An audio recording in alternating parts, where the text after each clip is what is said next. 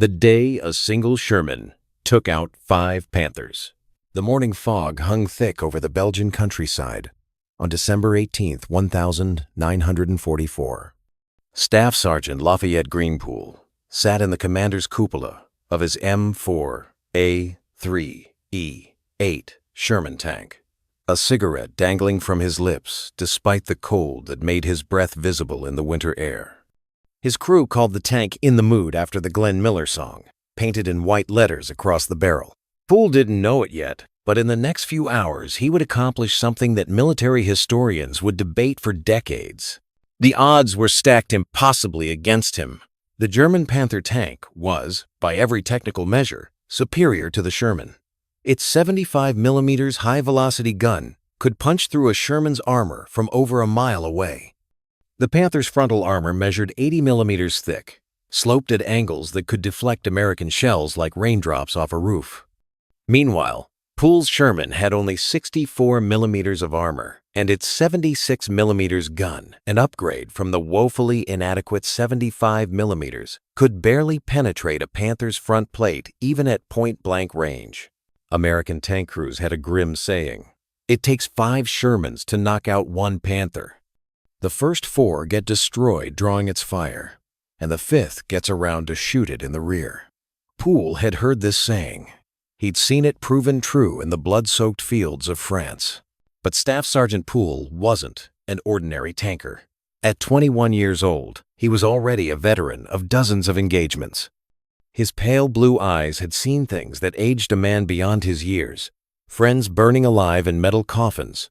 German 88 seconds turning Shermans into scrap metal in seconds. The desperate scramble to escape a brewing-up tank before the ammunition cooked off. Poole had developed an almost supernatural ability to read terrain, to anticipate enemy movements, to make split-second decisions that meant the difference between life and death. His crew trusted him completely. Corporal Wilbert Richards on the bow gun, Private Homer Davis driving, Corporal Bert Close loading the main gun, and Gunner Corporal Willis Aller. Together they'd become a deadly, efficient killing machine. They moved as one organism, responding to Poole's commands with practiced precision. The mission seemed routine enough. Advance with the 3rd Armored Division through the village of Diefeld toward the German border. Intelligence reported scattered resistance, perhaps a few infantry units. Nobody mentioned Panthers. Nobody knew about the trap. As In the Mood rumbled along the narrow dirt road, flanked by dense woods on both sides, Poole felt the familiar tightening in his gut. Something wasn't right.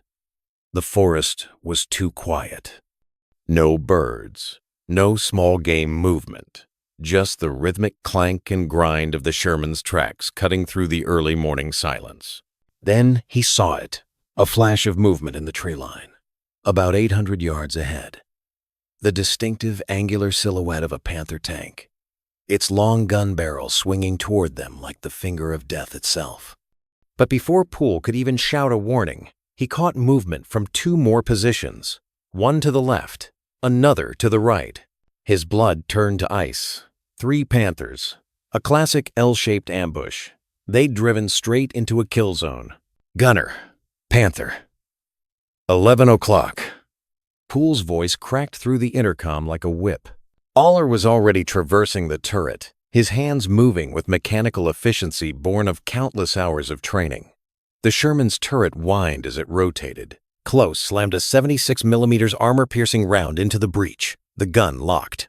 But Poole knew they didn't have time. At this range, the Panther's first shot would penetrate their armor like tissue paper. The German crews were seasoned veterans of the Eastern Front, men who'd faced down Russian T-34 seconds and KV-1 second by the hundreds. They didn't miss. Driver, reverse, full throttle. Davis didn't hesitate.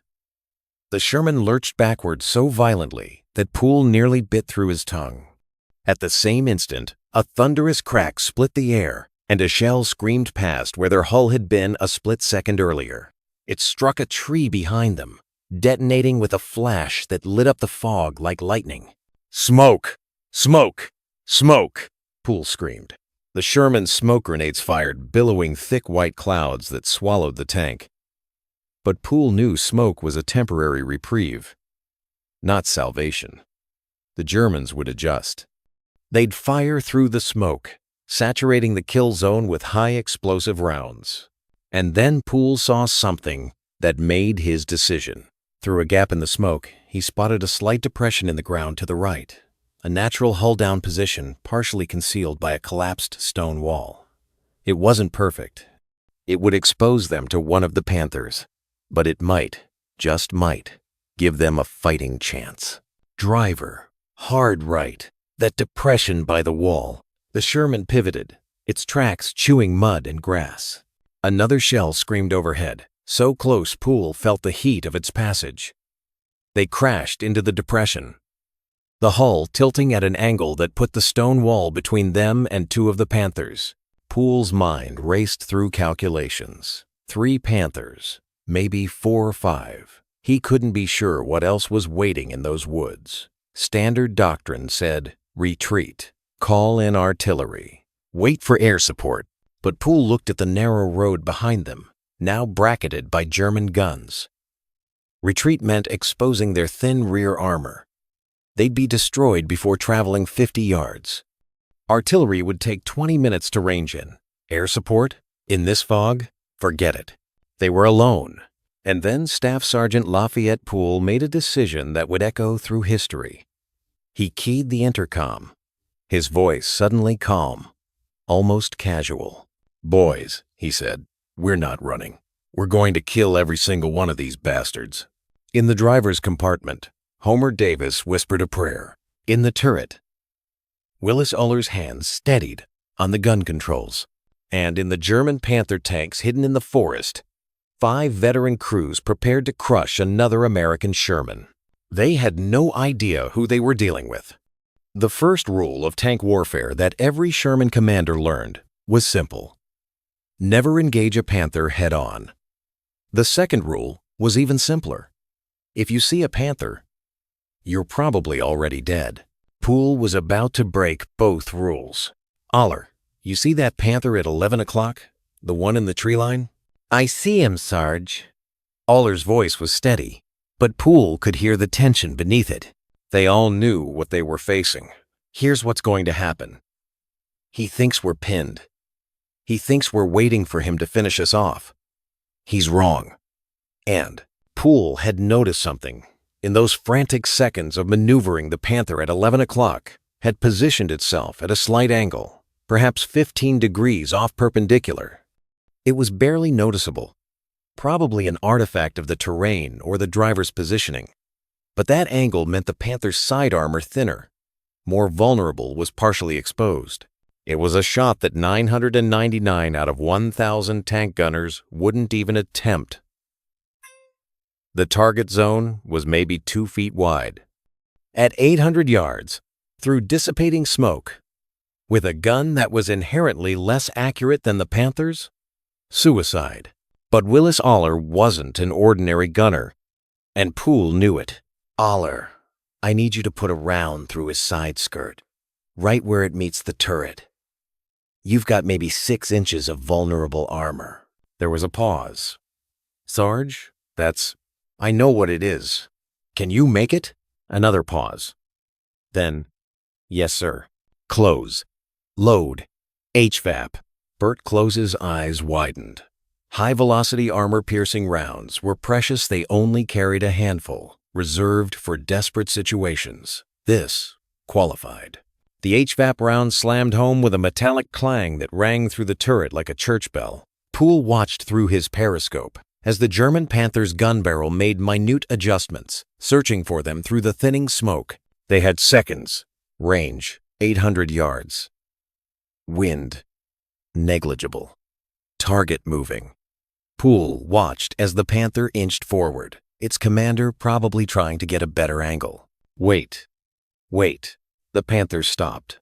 For just a moment, its side armor was perfectly exposed. "Fire!" The Sherman bucked as the 76mm gun roared. The sound was deafening inside the turret, a physical force that slammed into their chests. The shell left the barrel at 2,600 feet per second, covering the distance to the Panther in less than a second. Poole watched through the smoke and muzzle flash, his heart hammering. The HVAP round struck exactly where Oler had aimed, that tiny vulnerable gap between the turret ring and side armor. At that velocity, the tungsten cord projectile punched through like a hot knife through butter. What happened next would be seared into Poole's memory forever. The Panther didn't explode dramatically like in the movies. Instead, it seemed to shudder, as if in disbelief. Smoke began pouring from every hatch and vision port. Then, with a deep whoomp that Poole felt in his bones, the ammunition ignited. Flames shot 30 feet into the air. The turret lifted off its ring, suspended for an impossible moment, before crashing back down at a crooked angle. Target destroyed. Oler's voice cracked, with a mixture of disbelief and triumph. But there was no time to celebrate. Second Panther, 2 o'clock. Moving. Poole's head snapped right. Through the smoke and confusion, he saw another Panther, this one closer, maybe 600 yards. The German commander had seen their muzzle flash and was traversing his gun toward them. It was a race. Whoever fired first would live. Close. Reload. Move. Move. Move. Close was already in motion. His hands a blur. The spent shell casing clanged as it ejected. Another HVAP round from their dwindling supply. The breech slammed shut. Up! Close shouted. Identified, Oler confirmed. His eye pressed to the gun sight. The Panther's gun barrel was almost lined up.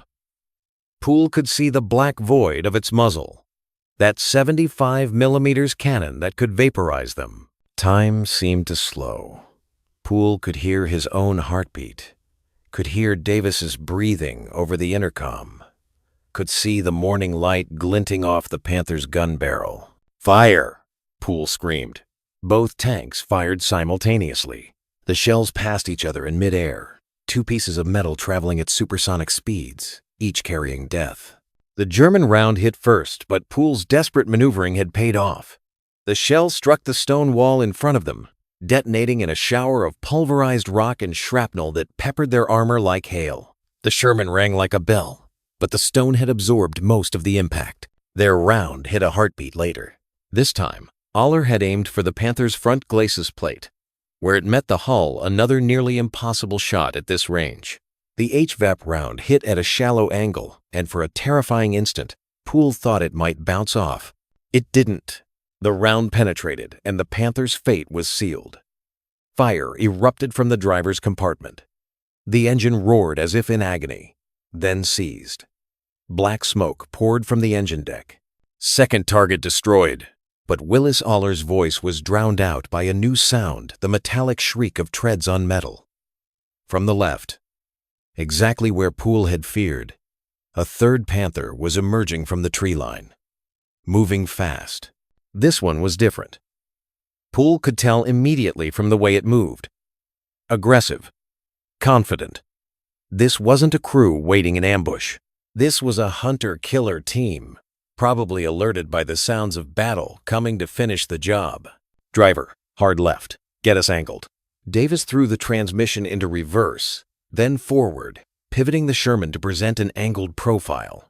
Every degree of angle could mean the difference between a penetration and a bounce.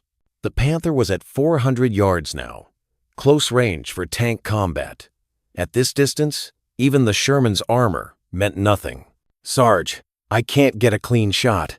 Oler's voice had an edge of panic. He's moving too fast. Poole's mind raced. The Panther was zigzagging as it advanced, its commander smart enough not to present a stationary target. In seconds, it would reach point-blank range.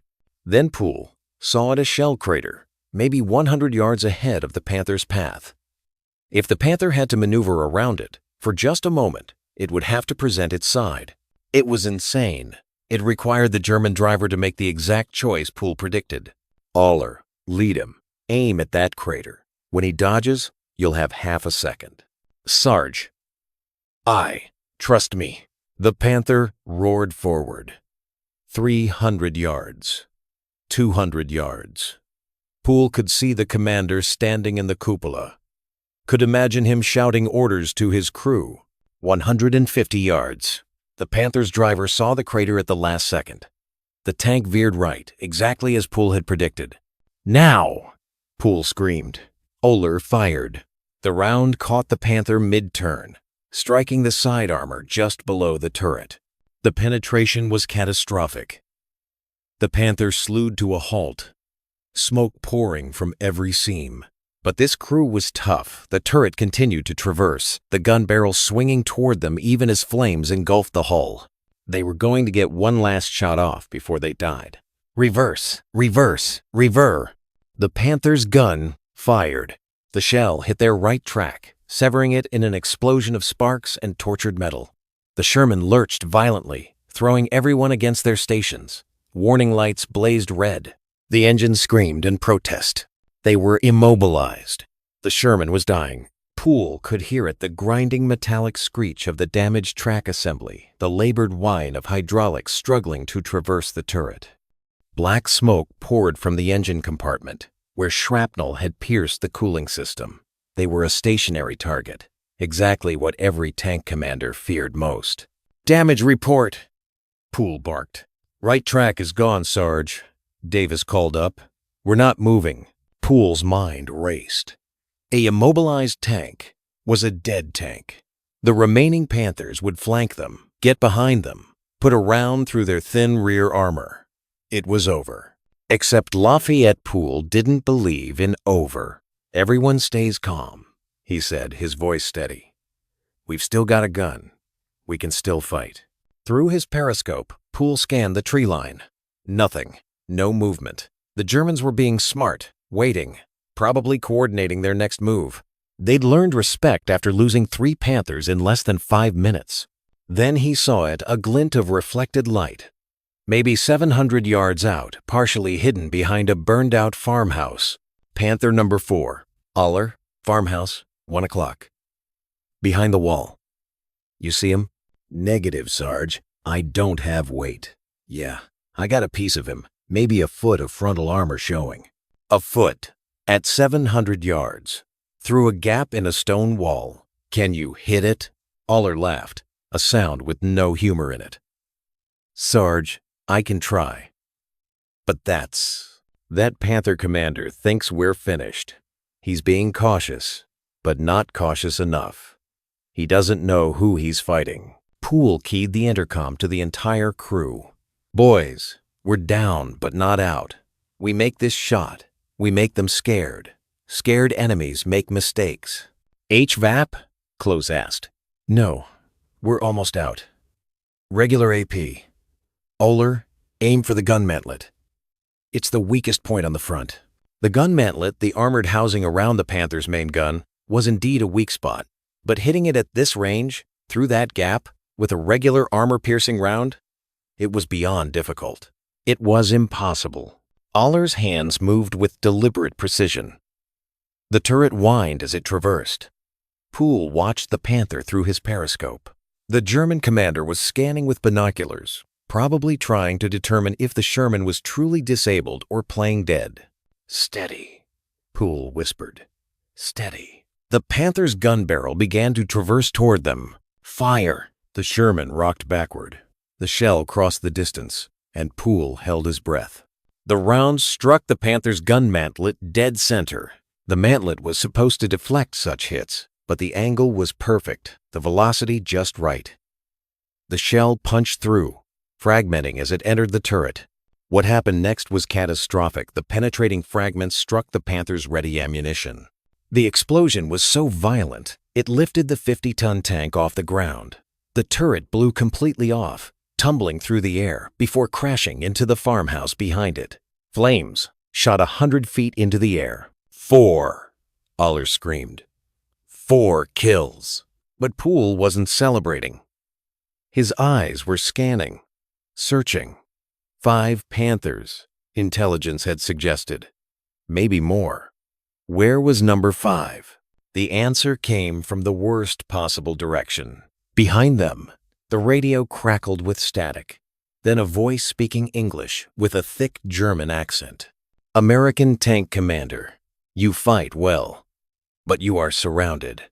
Surrender now, and you will be treated as prisoners of war under the Geneva Convention.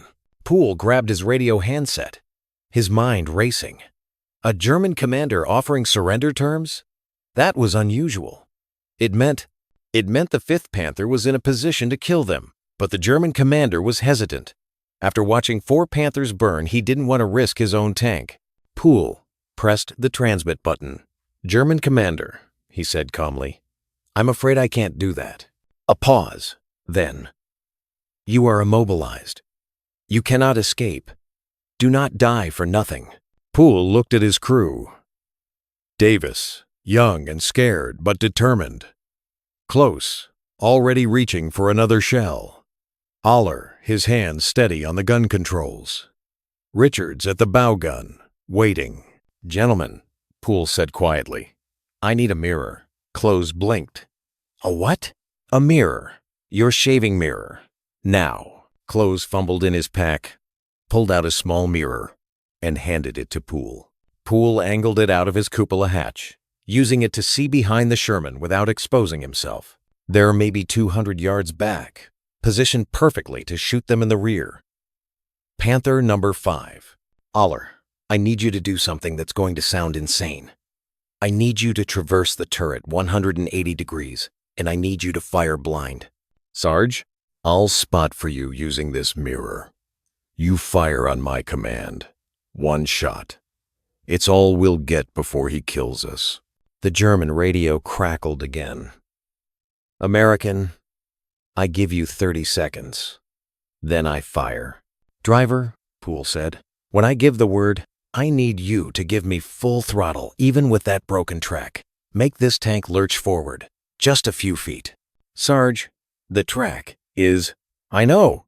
Just do it." Poole calculated angles, distances, trajectories. The Panther was positioned on a slight rise. If they lurched forward, if the turret was traversed at exactly the right moment, if Aller fired at exactly the right instant, too many ifs, but it was all they had. Aller, traverse to 6 o'clock. Close. Load our last HVAP. The turret whined as it rotated. Through his mirror, Poole watched the German Panther. Its commander was standing in the cupola, watching, waiting. 20 seconds, American. Driver, on my mark. Full throttle.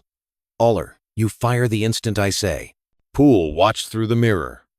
The Sherman lurched forward suddenly, the engine roaring, the broken track flailing. The Panther's gun barrel was tracking them, but the sudden movement threw off the German gunner's aim. Right. Oehler fired blind, aiming purely on Poole's shouted instructions. The HVAP round screamed backward, and Poole watched through his tiny mirror as the tungsten cord projectile hit the Panther's lower glacis plate, the strip of armor protecting the hull below the gun. At this angle, from this distance, the penetration was perfect. The Panther's ammunition detonated with a force that shook the ground. The entire tank simply disintegrated, torn apart from the inside. For a long moment, nobody spoke. The morning air was filled with the crackle of burning tanks, the smell of cordite and burning metal. 5 Panthers, all destroyed. Willis Oehler broke the silence, his voice barely a whisper. "Did we just—" Poole slumped in his seat, suddenly exhausted. "Yeah," he said. "We did." The silence after battle is unlike any other silence in the world. Poole sat in his commander's cupola, watching smoke rise from 5 funeral pyres scattered across the Belgian countryside. His hands were shaking, the adrenaline finally draining away, leaving him hollow and exhausted. Around them, the morning fog was lifting, revealing the full scope of what they'd done. 5 German Panther tanks, the most feared armored vehicle on any battlefield, all destroyed by a single Sherman that by all rights should have been a burning wreck within the first 30 seconds of contact. "Sarge." Davis's voice came over the intercom, quiet and uncertain. "What do we do now?" Poole keyed his radio, switching to the battalion frequency. "Dog 6. This is Dog 3-5. We've engaged and destroyed 5 enemy Panther tanks at grid coordinates." He paused, checking his map. The absurdity of what he was about to report hit him. They'd never believe it. Say again, Dog 3-5. The radio operator's voice crackled back. Did you say 5 Panthers? Affirmative. 5 Panthers. All confirmed kills. We're immobilized and need recovery. There was a long pause. Dog 3-5. Stand by. Actual wants to speak to you directly. 30 seconds later, the battalion commander's voice came through, tight with disbelief. Poole, this is Actual. You're telling me you engaged 5 Panthers alone? Yes, sir. We had no choice. They had us in an ambush. Another pause. Your tank is still operational? Poole looked around at the smoke-filled interior, the warning lights, the damaged track. Barely, sir, but we're still here. Stay put. We're sending a recovery team and infantry support. And Poole? Yes, sir? I'm putting you in for a Silver Star. Good work. Poole slumped back, closing his eyes. A Silver Star. For doing what any tank commander would have done when faced with impossible odds. Fight like hell. And refuse to die.